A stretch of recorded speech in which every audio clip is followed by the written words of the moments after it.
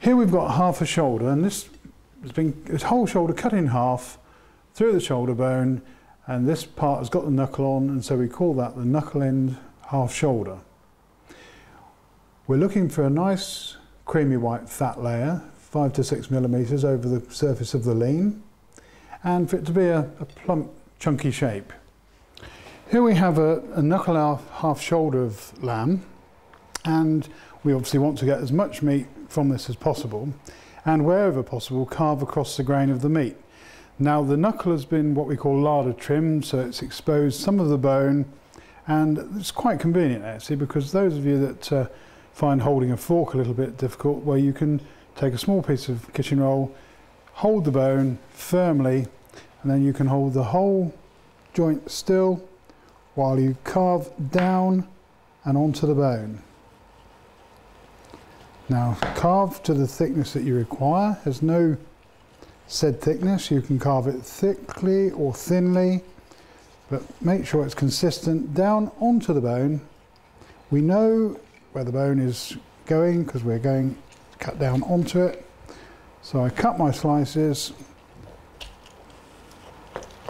through down onto the carving board, turn the joint around slightly, carve along the edge of the bone, and that will give us some nice evenly sliced slices to dish up. Just need to finish cutting through.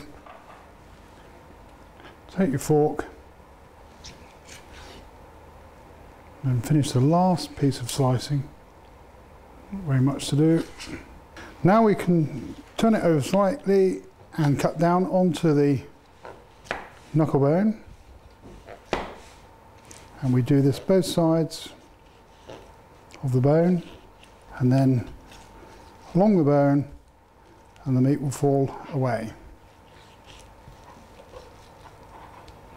To give us our nice small chunks of shoulder.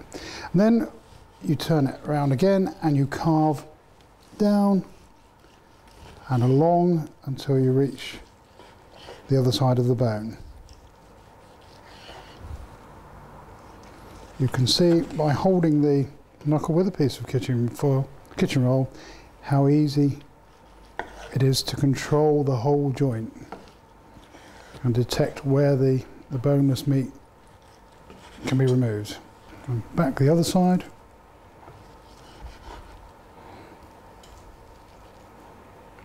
And